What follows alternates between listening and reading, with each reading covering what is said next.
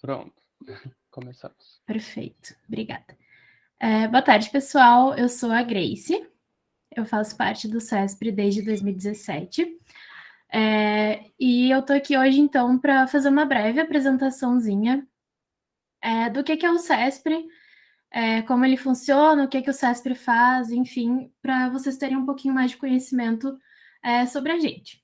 Então, em primeiro lugar, isso que eu falei, né? O CESPRE é um núcleo de estudo e pesquisa em cultura política, Estado e relações internacionais. E ele tem um propósito específico, que seria basicamente auxiliar os estudantes que fazem parte do CESPRE em três aspectos, né? Nos três pilares, que são o ensino, a pesquisa e a extensão. Na questão do ensino, então, o propósito maior, assim, do CESPRE é buscar preencher as lacunas e complementar a formação dos estudantes que fazem parte do grupo. Nesse sentido, a gente faz diversas atividades, como grupos de estudo, por exemplo. Mas, especialmente, uma das atividades mais recentes, digamos assim, mais novas, que começou em 2020, são as oficinas do CESPRE, que começaram justamente para isso, para preencher essa lacuna que a gente encontrou de alguns conteúdos mais práticos, ou, enfim, que auxiliam mais na pesquisa, que a gente não consegue ver em sala de aula.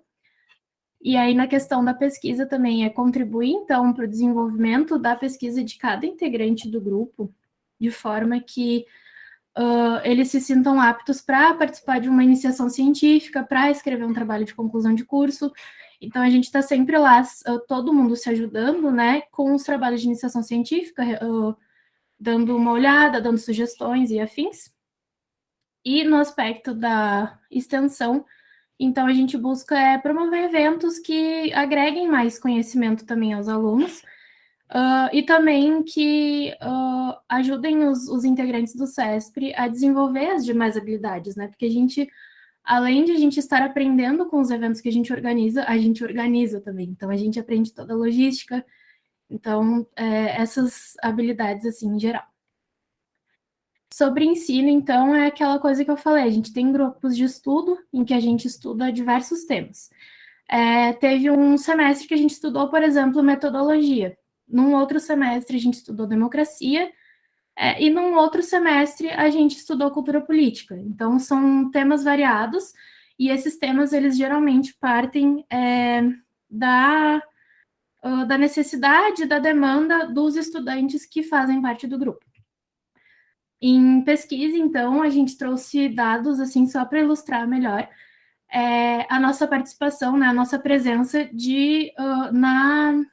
no Salão de Iniciação Científica. Então, assim, de 2015 a 2019, a gente sempre cresce, assim, com participação de estudantes no SIC, do CESPRE, no caso. E ali em 2020, 2021, a gente vê que tem uma diminuição, né, uma baixa, justamente por causa da pandemia, talvez. E aí a gente voltou a aumentar aqui com as pesquisas esse ano, né, que estão em andamento para serem apresentadas no SIC futuramente. A gente também tem o CESPRE Debate, esse aqui é o pôster de um dos eventos que a gente realizou esse semestre, que foi o Brasil no conflito da Ucrânia, com uma internacionalista que fazia parte do CESPRE quando ela estava na graduação. Então, ela se formou em RI na URGS, ela fez parte do CESPRE, e ela teve essa oportunidade de vir fazer uma palestra, um CESPRE Debate junto com a gente, e junto com outro historiador que também já fez palestras com a gente. Então, como funciona o CESPRE? Basicamente, a gente funciona muito baseado no trabalho em equipe. Então, a gente está sempre colaborando, cooperando um com o outro. E é uma composição horizontal. O que isso quer dizer? Quer dizer que os estudantes de graduação não vão ao grupo de pesquisa para contribuir com os de pós-graduação, para auxiliar os de pós-graduação na pesquisa deles. A gente se ajuda de forma horizontal. Cada um se ajuda. O de pós-graduação vem para contribuir com o estudante de graduação. Então, é um trabalho em conjunto, um trabalho horizontal. A gente tem reuniões semanais, alternadas entre reuniões operacionais e reuniões de estudo, e demais questões que a gente precisa ver nas reuniões, né? E mais recentemente a gente está aplicando o método de reuniões híbridas. Então a gente tem uma reunião presencial todo fim de mês, na FCE, no caso. E também a gente tem atividades culturais, a gente realiza sarau, a gente realiza o Cine Cespre, que é uma atividade que a gente assiste a um filme e a gente separa ali um momento do dia para a gente conversar sobre esse filme, descontrair um pouco das demais atividades que são mais acadêmicas, assim, mas essas atividades não deixam de agregar conhecimento e de se tratar de algo que a gente vê também na universidade. E por fim, então, eu queria só lembrar que essa é a programação das nossas oficinas essa semana. Vocês todos estão convidados para participar de todas as oficinas que a gente está promovendo. Quem não tiver inscrito nas demais oficinas, pode chegar mesmo assim, aí é só comentar com a gente que quer o certificado, né? Mas estão todos convidados. E acho que é basicamente isso. Muito obrigada por assistirem essa pequena apresentaçãozinha do CESPRE. Essas são as nossas redes, a gente tem um site, a gente tem esse e-mail aqui, que é o e-mail institucional, vocês podem entrar em contato com a gente por lá, se tiver alguma dúvida, mas vocês também podem entrar em contato pelo direct do Instagram, por exemplo. Então, sintam-se à vontade, se tiverem vontade de conhecer o CESPRE e entrar em contato com a gente. É isso, muito obrigada.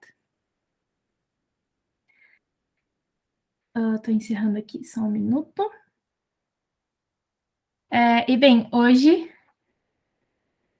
os slides das oficinas, eles não são disponibilizados a princípio, mas se houver interesse, a gente pode disponibilizar tanto os slides quanto a gente pode buscar realizar um material didático, né, que seja composto por todos os conteúdos da oficina, se houver bastante demanda dos participantes, né, como ocorreu no ano passado. Não sei se teve mais alguma dúvida no chat que eu não vi. Ah, tá, perfeito.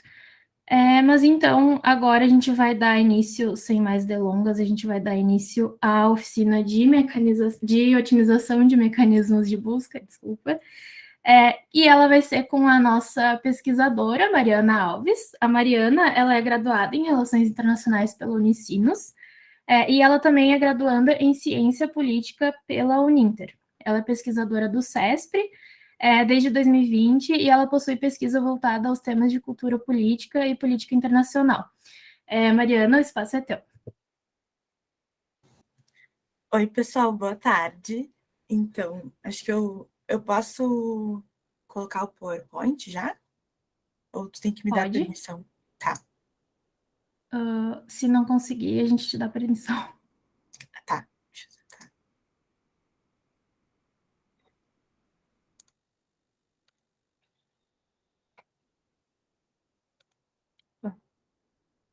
Foi já? Estão vendo o Sim, PowerPoint? a gente está vendo uma tela branca. Ai, meu Deus. Tá tudo branco? Tá, pera, deixa eu tentar de novo.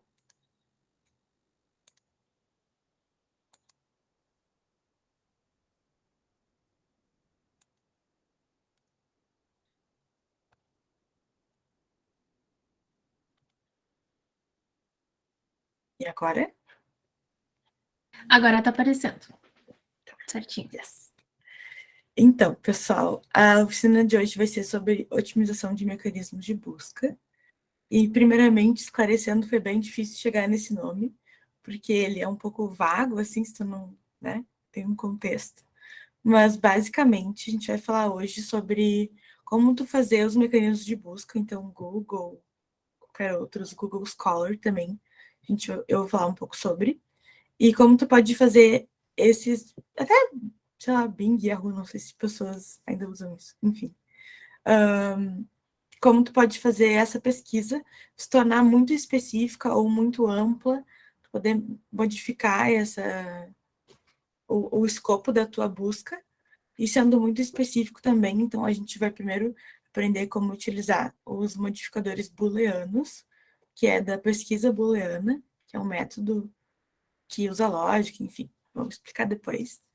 E Depois a gente vai aprender a sobrepor esses modificadores, justamente para poder deixar muito específico, ou, enfim, vou explicar depois, mas para poder mexer com isso.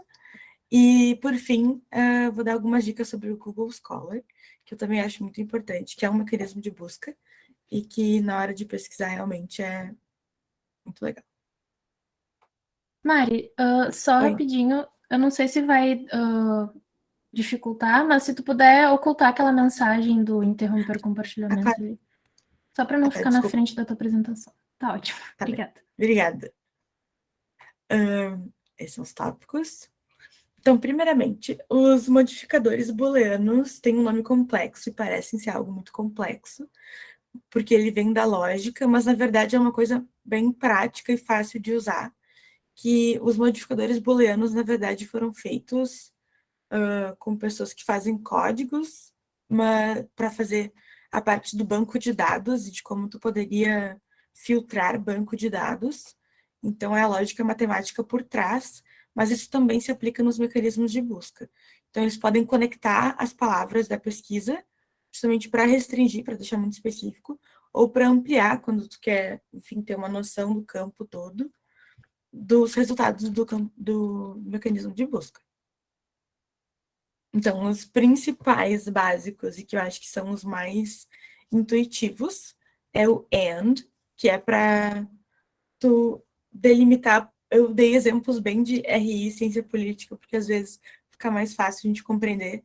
Geralmente, os exemplos que tu encontra na internet são tipo sobre biologia, coisas muito específicas. Então, por exemplo, Guerra do Vietnã e Segunda Guerra Mundial, né? Tu bota o AND. Vai juntar tudo que envolve tanto um quanto o outro. Então, por exemplo, se tu está pesquisando isso, tu quer ver o que as coisas têm em comum, e poderia aparecer cinema de propaganda, por exemplo. Então, é um jeito de tu abranger muito mais conteúdo na tua pesquisa do que só botar o E normal, né? Tem o termo OR, que significa o outro, né? Um ou outro. E um exemplo disso é, tu vai pesquisar e tu coloca Joseph Nye ou Robert Keohane. Então, um dos dois vai aparecer. Então, se tu está procurando o que um dos dois pesquisa, isso seria muito útil. Um exemplo meio simples, né? Mas depois vai ser mais complexo de montar. Então, tem o NOT também, que é o último modificador básico, que é quando tu quer pesquisar alguma coisa, mas tu não quer que seja sobre algo específico. Por exemplo, tu vai pesquisar sobre a Rússia, hoje em dia muitos dos resultados que tu iria encontrar é sobre, enfim, a invasão da Ucrânia. Então, tu quer saber da Rússia, mas não citando isso, outras notícias. Colocando nota, ele já não incluiria na busca. Agora, são alguns mais avançados, eu diria. Tem muitos mais que esses, mas esses são os mais legais. Primeiramente, o asterisco, que é quando tu quer saber alguma coisa ou um gênero dessa coisa.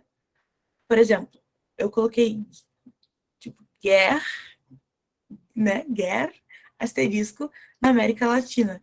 Então, poderia ser guerrilhas na América Latina, guerrilheiras na América Latina, guerra na América Latina, que tu consegue ter toda essa, né, abranger todos esses termos. As aspas é quando tu quer pesquisar essa quote, essa frase exata. Por exemplo, eu não sei de onde que uma certa quote é, tipo essa que eu citei, que é do Kissinger. America has no permanent friends or enemies, only interests. Aí tu anota isso, tipo, não sabe de quem fez. Tu bota entre as aspas e ele vai te dizer exatamente de quem é essa pessoa ou te dá uma referência. E quando tu encapsula os termos que tu quer usar em parênteses, tu consegue brincar mais com os outros modificadores. Então, eles em si só apenas acoplam, como se fosse numa linguagem matemática mesmo, que tu considera as coisas que estão dentro do parênteses como uma só. Então, esse exemplo é um pouco mais complexo. Por exemplo, dentro do primeiro parêntese seriam reivindicações abrangentes, exatamente como estão em aspas, exatamente na ordem e da maneira que elas estão, ou o termo reivindicações de terra, entre aspas também, exatamente como ele é. Então, tu quer que esse bloco de informações, qualquer uma dessas disposições, mais, né, ou indígena, ou nativo, ou primeiras nações, entre aspas. Então, tu consegue fazer uma pesquisa gigantesca, mas que continua sendo muito precisa pro tipo de pesquisa que tu quer. Então, ainda mais eu imagino que os parênteses sejam muito mais úteis, por exemplo, na fase de quando tu está assim, explorando o teu. Quer achar ou achou uma área que tu tem mais interesse, então tu quer saber do que são essas coisas, assim, por exemplo, guerrilha na América Latina, como assim? Entre quem? Aí tu coloca os conceitos ou frases e começa a brincar com isso. Então, depois a gente vai fazer um pequeno exercício sobre isso, mas essa parte ajuda bastante.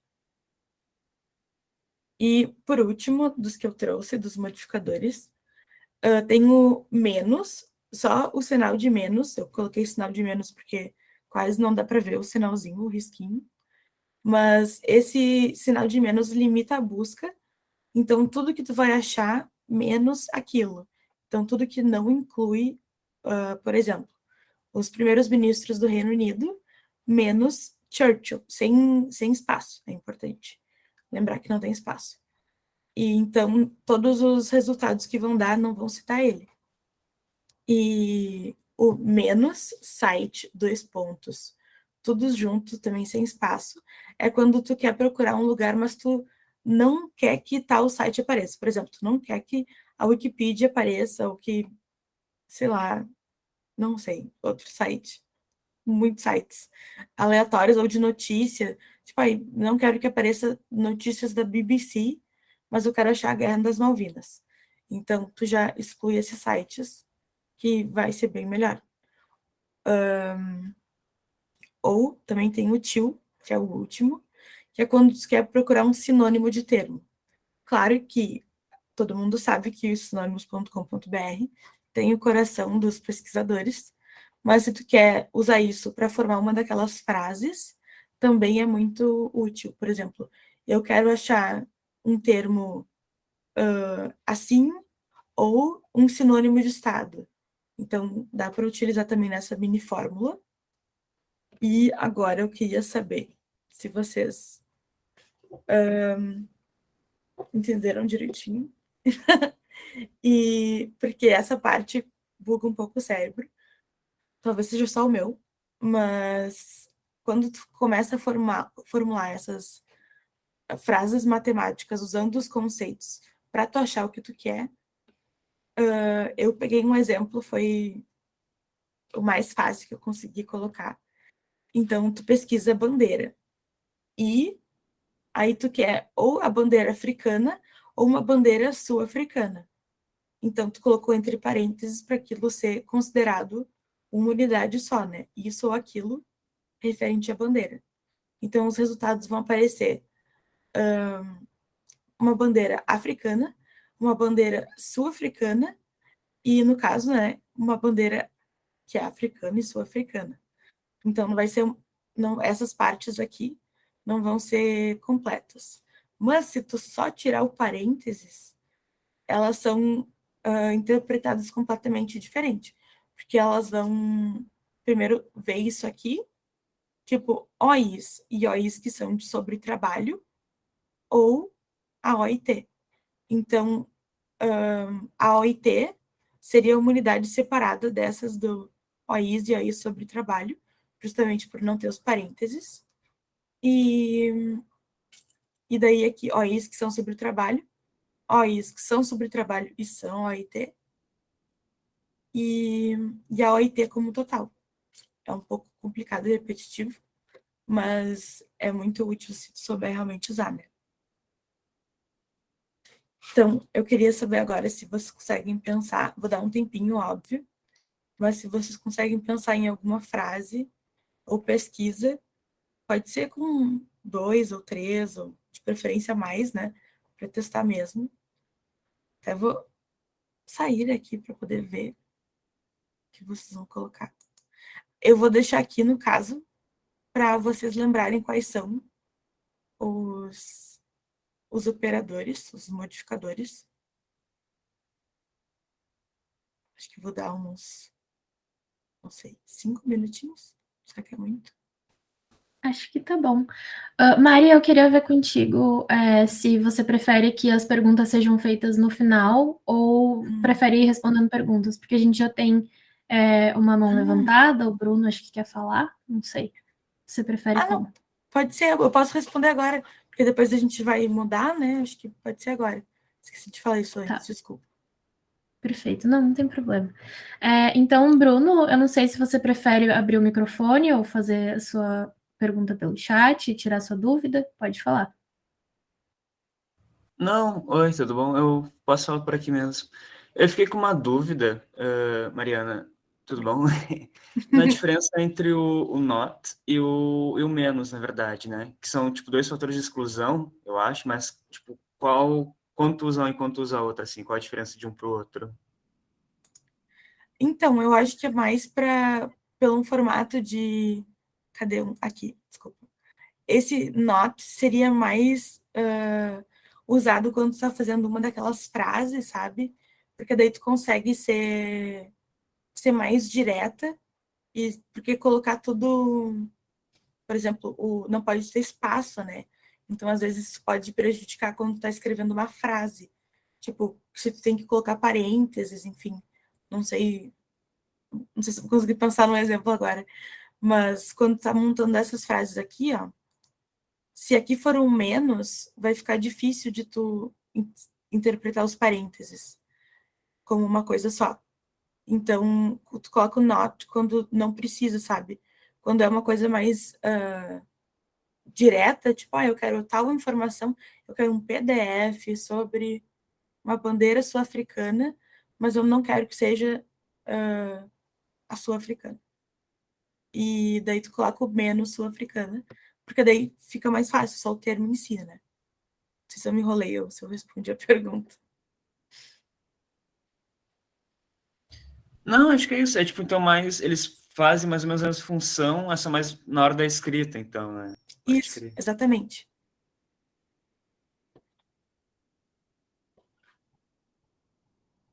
Tinha mais alguém com a mão levantada, né? Não sei. Pelo que eu vi aqui, era só o Bruno mesmo. Mas acho que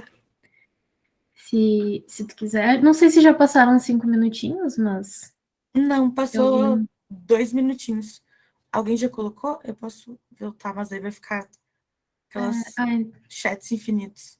Sim, ainda não ninguém colocou nada. Tá Mas bem. vocês podem, pessoal, vocês podem falar pelo microfone, como o Bruno fez. Vocês podem mandar no chat também, se sentirem mais confortáveis mandando pelo chat. Mas é um exercício para aplicar o que a Mariana está ensinando, então é bem bacana participar. Sim, e no caso é bom lembrar que errado nunca vai estar, né? O que pode estar é não dar exatamente o resultado que tu vai querer. Então, mas certo todos estão, né? Tem este ponto também. Se vocês quiserem que eu volte para alguma definição de algum, eu posso voltar também.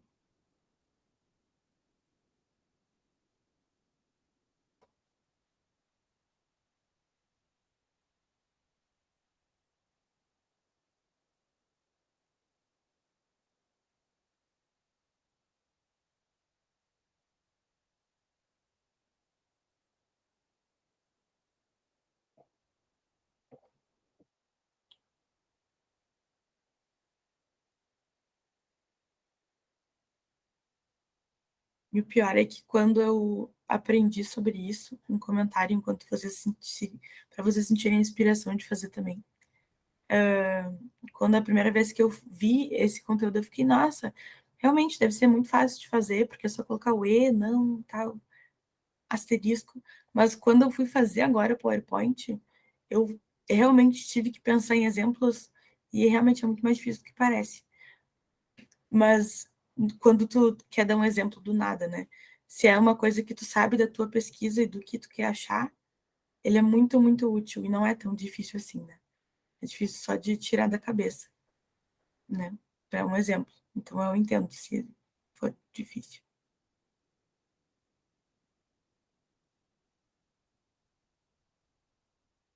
Tem mais um minutinho, pessoal. Se ninguém colocar, eu vou seguir. Mas tá tudo bem. Não vou ficar magoada. E tivemos 3 contribuições até agora. Quer que eu fale? Eu adoraria, Grace. Só um pouquinho, então. A Luana compartilhou aqui Cultura Política and Engelhardt. Aí os tracinho, né, do site é wikipedia.org. Outro exemplo é Brasil and Argentina not. Aí, entre parênteses, Mercosul or rivalry. Outro exemplo é Pelé and futebol. Entre parênteses, not Brasil. Fecha parênteses, abre parênteses de novo, tracinho, site, FIFA.com, fecha parênteses. Ótimo exemplo, eu adorei esse exemplo. Muito específico, mas é ótimo. Sim, adorei. Mais um aqui, ó. Uns que já usei, se tiver erro, bacana descobrir. Frontiersman and, abre parênteses, USA or US, fecha parênteses, abre aspas, Rio Glass, fecha aspas. Outro exemplo, tem mais... Deixa eu só fazer um comentário, eu acho que... Desculpa. Acho que quando tu coloca USA or US, também pode ser assim, óbvio, né? Tá certo. Mas dá para usar sinônimos também. Então, tipo, dá para usar sinônimo, tem português, inglês e entenderia igual. Então, é um outro jeito de fazer isso. Pode continuar. Entendi. O próximo abre parênteses, né? European or Europe, fecha parênteses, and Middle Eastern and, abre parênteses, Arab Spring or XXY, fecha parênteses, and Intervention. Meu Deus! Se puxaram demais. Sim, no meio eu dei uma perdida, mas o que eu entendi, honestamente falando, tá certo. É só uma coisa muito, muito específica, que eu acho que para tu realmente saber, né, se vai achar ou não o resultado, tu tá realmente pesquisando aquilo e saber dessas, como é que é o nome? Sobreposições.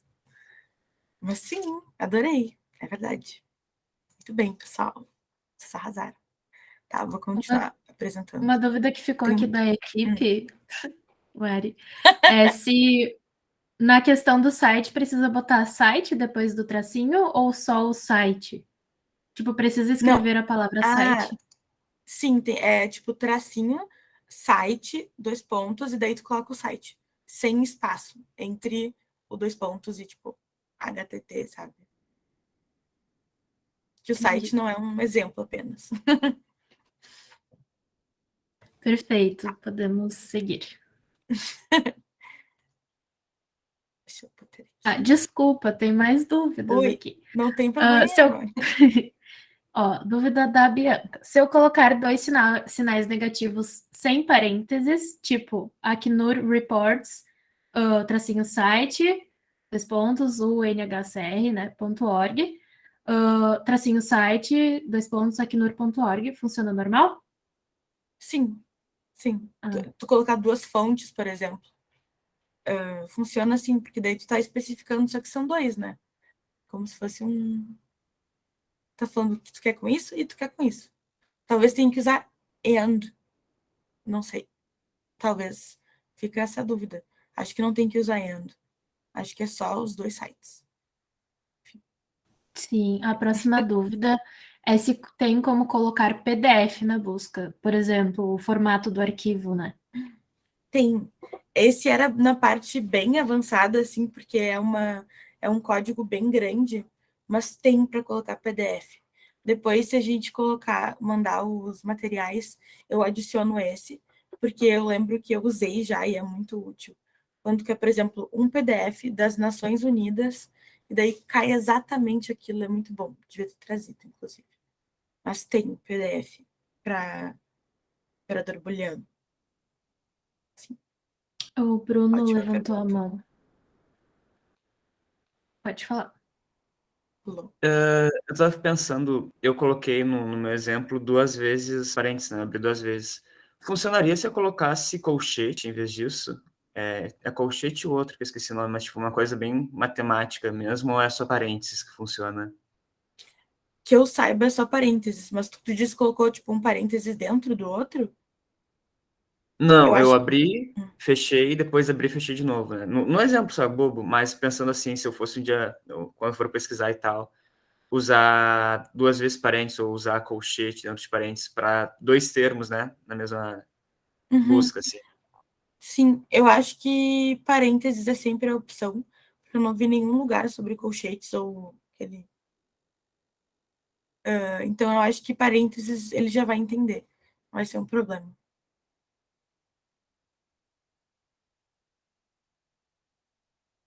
Acho que agora a gente pode dar continuidade. Não tem nenhuma, por enquanto, não tem nenhuma dúvida. Tá bem, obrigada. Então, agora dicas do Google Scholar. Eu não sei se tem, acho que tem pessoas que acabaram de entrar na faculdade, por exemplo. Eu antes até tinha me cruzado com o Google Scholar, mas eu não sabia da instituição que ele é para um estudante, né, para um acadêmico, porque é muito bom mesmo. No caso, o Google Scholar não tem como tu clicar para ir no Google Scholar, tu tem que ter o link do Google Scholar. Só se tu pesquisar Google Scholar no Google, enfim, daqui vai te dar o link. Mas é muito bom ter esse link bem na cabeça. E eu trouxe um exemplo de uma coisa de uma das principais biografias no TCC, que basicamente quando tu pesquisa no Google Scholar, tu vai encontrar isso aqui. Eu procurei Diplomacia da Saúde Global e o nome dessa autora, a Ilona Kickbush. Então, apareceu a obra dela principal, e aqui aparece que é um PDF, enfim, alguns já estão familiarizados, só que ninguém presta muita atenção nessa parte aqui embaixo. Todo mundo só procura aqui em cima, né? Clica aqui. Mas no caso, além de site, que não, infelizmente não tem a BNT, mas pode te dar informações bem úteis, a gente agora vai ver esse cited by 61, o caso citado por 61 pessoas. Por quê? Porque uma tática muito legal de tu conseguir bibliografia para tua pesquisa é fazendo a pesquisa reversa, que é quando tu não só, por exemplo, tu pode entrar num artigo, numa tese que tu goste, que tu acha que tem a ver com o teu trabalho, e nas referências, mas daí tu tá fazendo isso da forma mais manual, né? Tu também pode ver quais pessoas citaram esse artigo. Então, é outro jeito de chegar a mais referências bibliográficas. E, basicamente, quando tu clica aqui, vai aparecer isso aqui. Então, aparece outros trabalhos que foram citados, que citaram essa tua referência, e tu consegue ainda pesquisar dentro desses artigos. Então, desses artigos que citaram a Kickbush, quais deles falam sobre coronavírus. Então, tu consegue filtrar muito através disso. E essa é literalmente a página que vem depois, quando tu clica.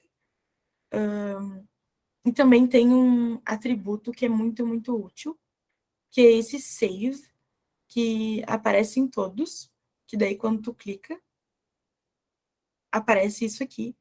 E tu pode criar listas de acordo com os teus trabalhos, de acordo com as matérias que tu está pesquisando, de acordo com cada coisa que tu faz, tu pode criar uma library, e nisso tu pode pesquisar, fazer aquele mesmo processo de pesquisar dentro das citações que está ali, tu consegue fazer a mesma coisa com os que estão dentro da library. Então, se tem uma informação que tu anotou que tu não lembra de onde tu tirou, tu bota ali e vai achar de onde está essa citação ou essa informação. Então, isso é não posso dizer o quão útil isso é, né? E, enfim. Infelizmente, esse é o meu último slide. Eu sei que é curtinho, mas eu sei que tem muitas perguntas também. E eu queria falar com vocês sobre as dúvidas, ou sobre como vocês fazem geralmente, se vocês usam o Google Scholar, como é que vocês fazem para pesquisar, quais são os piores desafios. Então, vou voltar. Esse é o meu e-mail também, se vocês quiserem entrar em dúvida, entrar em contato por alguma dúvida, ou não, só quiserem mandar um e-mail, mandem um e-mail, não tem problema. E agora eu vou sair para ver a carinha de vocês. A carinha não, né? A voz de vocês. Muito obrigada, Mari. Excelente apresentação. Agora a gente abre o espaço mais para que vocês conversem, tirem dúvidas, enfim, o que vocês quiserem comentar sobre a apresentação da Mari, o que vocês quiserem perguntar para ela, enfim, sobre essa otimização dos mecanismos de busca, né? Sintam-se à vontade, o espaço é de vocês também. Uma coisa que eu também queria adicionar já, para vocês irem desenvolvendo coragem para falar comigo, é que também tem a questão das buscas avançadas, mas nem sempre tu sabe exatamente aquela informação para tu poder fazer a filtragem, né? Então, os modificadores booleanos realmente ajudam a tu poder citar, assim, filtrar, sem ter que colocar, por exemplo, a data de publicação, que é uma coisa muito específica. Obrigada, Bi.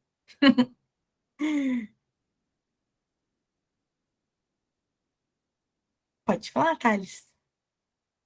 Opa, queria agradecer a apresentação. É sempre muito bom ver, rever, estudar, testar de novo os operadores e comentar um ponto que para mim foi muito importante quando eu comecei a usar, assim, é notar sempre a quantidade de resultados que a gente tem. Tipo, um dos problemas do Google Scholar é que a gente tem tipo, muitos resultados.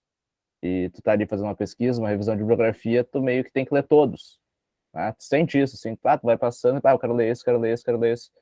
E o operador booleano, para mim, foi muito bom para delimitar o meu escopo de revisão de bibliografia, né? Porque, por exemplo, não é porque não está entre os primeiros que caíram ali que um artigo que está lá na 5ª página não é muito importante. Talvez seja exatamente o artigo que tu precisa ler ou alguém fazendo exatamente o trabalho que está fazendo agora, né?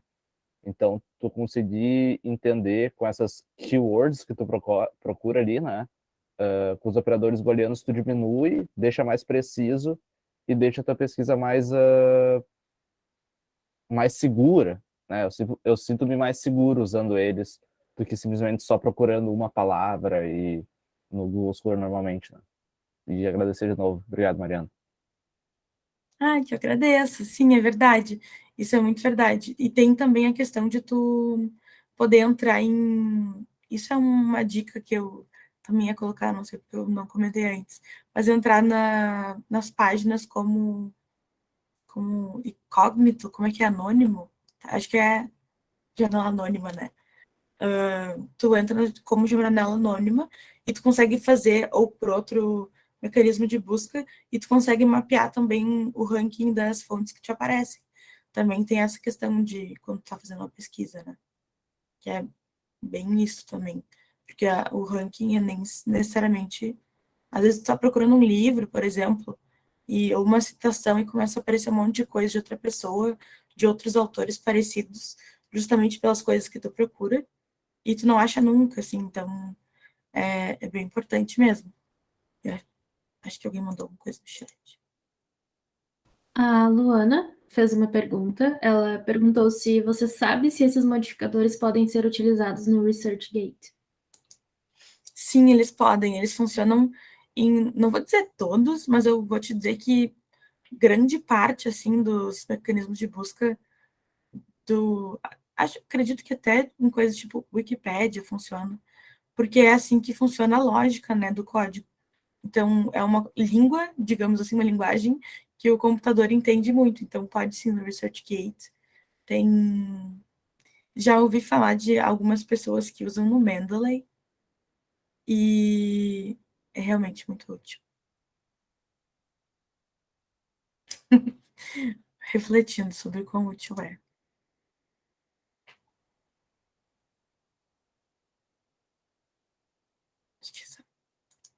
Acho que eu estou up to date com os comentários, né? Capaz.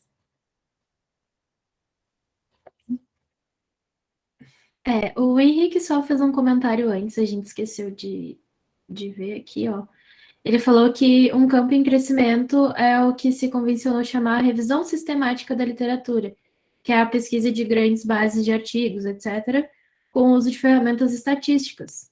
Não é a solução de todos os problemas científicos, como alguns defendem, mas é uma forma muito interessante de avançar o conhecimento, com o uso de revisão de literatura.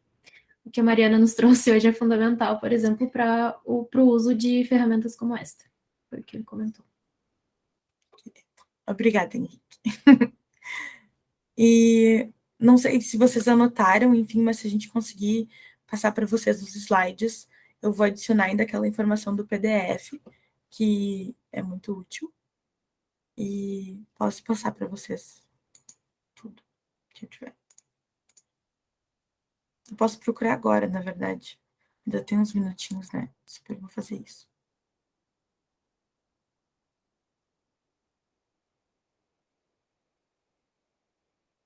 Ah, achei. Tá.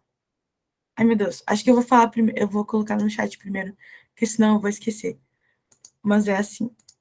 Ó, para procurar o tipo de file, se tu quer um PNG, se tu quer um JPEG, se tu quer PDF, um EPUB, tu coloca file type, 2 pontos, e a coisa que tu quer. Então, file type, PDF. E daí só vai aparecer resultados em PDF. Perfeito. Pode falar, Bruno.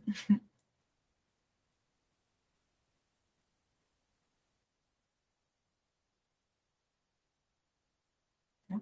Era isso que tu ia falar? Talvez, né? Bah, tava falando sozinho aqui, eu acho que tinha clicado, não tinha clicado.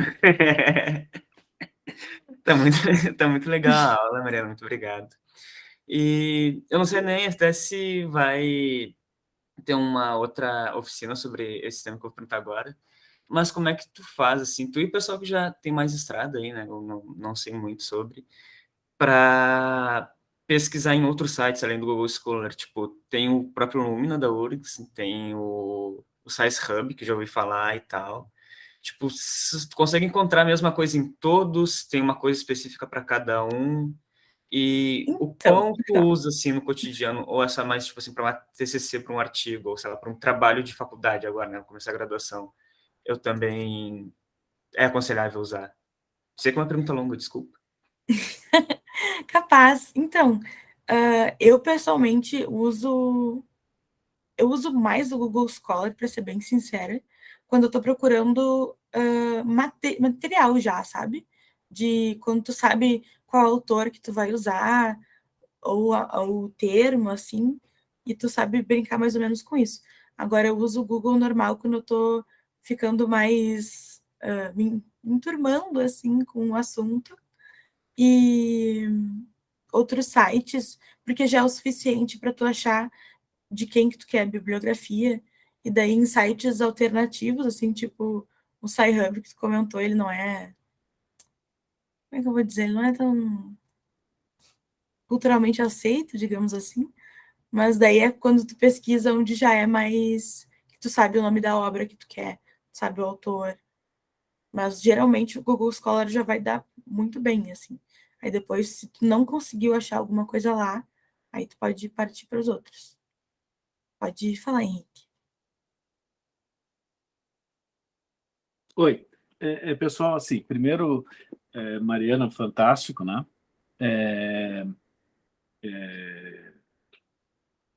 Então, acho excelente. Só que eu queria só salientar um pouco que acabaram de perguntar, que eu havia comentado.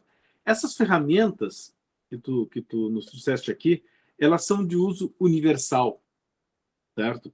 Elas são linguagem básica de programação de computadores. Então, elas têm um processo, elas criam um processo lógico, ou melhor, elas materializam uma lógica de busca. E isso pode ser utilizado em princípio, em qualquer ferramenta, qualquer site, qualquer lugar. Alguns sites, como, por exemplo, o sistema de bibliotecas da URGS, ou o sistema da CAPES, tal, né? Eles permitem que a gente já tenha lá caixinhas que a gente coloca os termos de busca, as expressões de busca, e eles já colocam por trás, né, Mariana? Essas palavras, né? Essas palavrinhas mágicas que juntam ou separam os temas. Mas isso se usa em qualquer coisa. E os usos, como eu tentei colocar ali quando eu falei da revisão sistemática de literatura, são literalmente ilimitados. Né? Tem um monte de gente que dedica a sua vida a fazer revisões de revisões. Né? E ferramentas como essa que a Mariana traz permite que possa, por exemplo, fazer procuras de artigos em línguas e idiomas que nós não conhecemos, né? Justamente pegando palavras-chave. Ou seja, o céu é o limite, né? Mas para isso precisa dominar minimamente isso que a Mariana nos trouxe, né? Para a gente, como qualquer coisa dentro do conhecimento e da vida humana, da vida em geral, a gente começa devagar para poder acelerar. Então, começar a usar de uma maneira mais simples, né? Permite que chegue no estágio que a Mariana está, fazendo trabalhos mais complexos, tal. Então, comecem a usar nos seus trabalhos, como foi dito aqui, nos seus trabalhos da faculdade, cotidianos. Né? Não esperem chegar um momento importante da vida para usarem. Comecem a usar hoje, né? Ferramentas como essa. Se eu puder dar um conselho. Sim, acho que é bem legal realmente implementar, sabe? Vale muito a pena. E realmente, quando você estiver em pesquisas mais avançadas ou algum artigo, ou o TCC mesmo, é muito, muito, sabe, assim, economiza muito tempo e te dá sites com uma maior confiança, né? Porque tu sabe exatamente o que tu está procurando. Acho que é isso.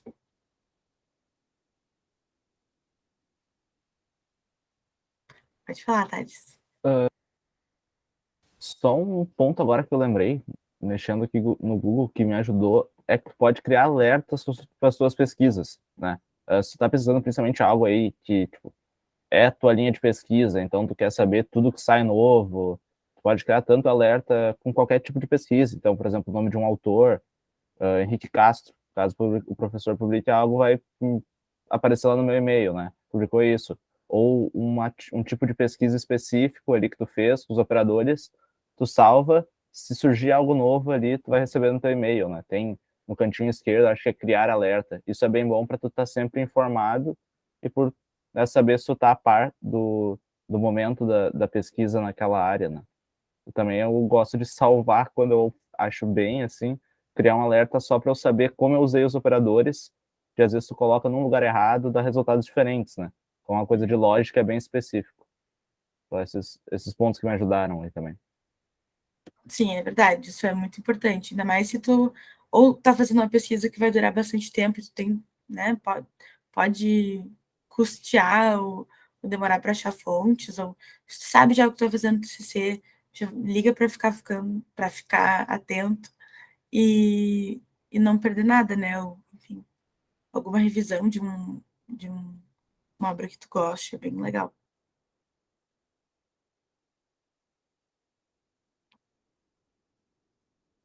Acho que ninguém tem mais nenhuma pergunta.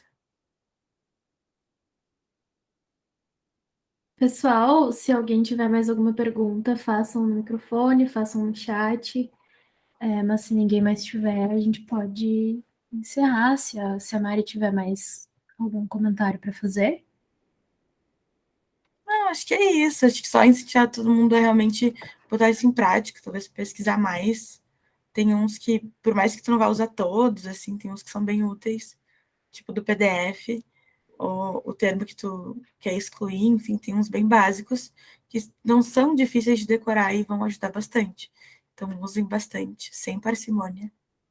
que é ótimo. Tá ótimo. Bem, se ninguém mais tem dúvidas ou contribuições, a gente pode encerrar. Obrigada, Mariana, por participar com a gente hoje, por falar sobre essa otimização de mecanismos de busca, né? Foi muito interessante aprender um pouquinho mais sobre isso.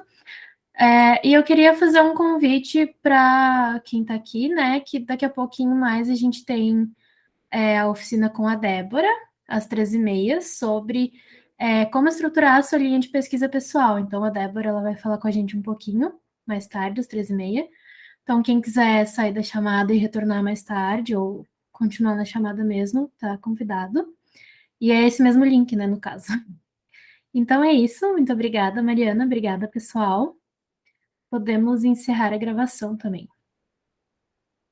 Obrigada, pessoal.